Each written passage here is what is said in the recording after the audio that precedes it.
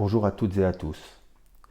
C'est dans un contexte bien particulier que je m'adresse à vous aujourd'hui. Il y a quelques jours maintenant, nous avons perdu l'un de nos camarades élus, Régis Georget. Son action au sein de la municipalité et de la commune en général aura été remarquable et je tiens à lui en rendre hommage. Notre cérémonie de vœux à la population n'aura pas eu lieu cette année au regard de ces circonstances particulières. Nous ne pouvons pour autant baisser les bras et devons poursuivre notre action. Aussi, c'est au travers de cette petite vidéo que j'ai choisi de vous rendre compte de ce que nous avons réalisé cette année et de ce que nous projetons de mettre en œuvre en 2025. L'année qui s'achève a une fois encore été riche en réalisations.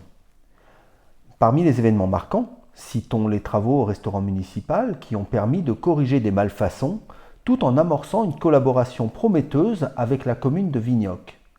La mutualisation de nos moyens a conduit à l'obtention d'un agrément pour une cuisine centrale qui pourrait nous permettre de préparer jusqu'à 1000 repas par jour. Nous avons également élaboré notre tout nouveau projet éducatif local, fruit d'un travail concerté qui pose les bases de nos actions en faveur de la jeunesse pour les 5 ans à venir. Toujours concernant nos jeunes, nous avons lancé un travail préparatoire à la labellisation de notre point information jeunesse en structure InfoJeune. Il s'agit là d'une initiative ambitieuse qui rayonnera bien au-delà de notre commune. Concernant notre communication municipale, nous l'avons modernisée avec l'application Intramuros, mais aussi avec le remplacement de nos panneaux lumineux. Et bien sûr, la refonte de notre bulletin municipal, le Massérien. De son côté, la commission culture aura cette année encore été l'instigatrice de nombreux spectacles dans une salle Cassiopée qui a connu quelques travaux de peinture. En termes de travaux, justement, nous venons d'ouvrir la dernière tranche du lotissement Chevesse. Après quelques déboires liés à une entreprise défaillante, il nous a fallu relancer un marché de voirie afin de nous permettre de finaliser les voiries des 2 premières tranches du lotissement. Par ailleurs, à l'ouest du bourg, le projet Cœur de Masseria a mobilisé 106 candidats lors du concours d'architecture. La maquette du projet retenu est exposée en mairie.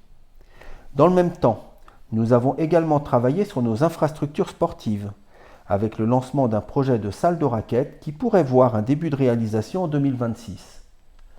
Sur la base de loisirs, nous avons poursuivi l'aménagement de l'aire de jeu. Par ailleurs, nous avons procédé à la plantation d'arbres et à la revégétalisation de la cour de l'école Jacques-Yves Cousteau. Un peu plus à l'est de la commune, nous avons réalisé l'extension des ateliers municipaux. Enfin, et pour des raisons de sécurité, il nous a fallu engager des travaux de réparation du plancher dans le cœur de notre église. Le CCAS, quant à lui, a tout au long de l'année mis en place des initiatives intergénérationnelles fortes et la participation à la livraison du collectif Kernoa dans le lotissement Chevesse Nord. Concernant nos perspectives 2025, l'année qui commence promet également d'être riche avec, comme évoqué en début de mon propos, l'externalisation de repas pour les enfants scolarisés à Vignoc et l'objectif d'obtention en décembre prochain de la labellisation de notre structure InfoJeune.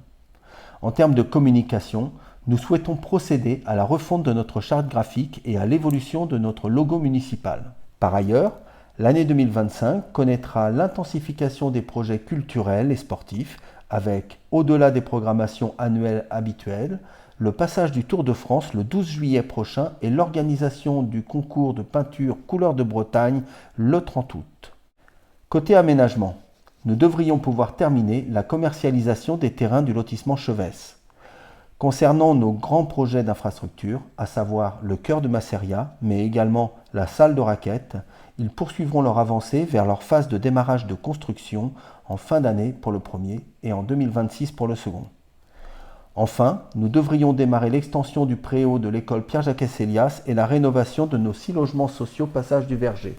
Rénovation soutenue par une subvention de 66 000 € du conseil départemental que je remercie. Je souhaite conclure en remerciant chaleureusement chacun d'entre vous pour votre contribution à notre commune. Qu'elle soit citoyenne, associative ou professionnelle, ensemble, nous construisons un avenir prometteur pour la Mézières. Au nom du conseil municipal et en mon nom personnel, je vous présente mes meilleurs vœux pour cette année 2025.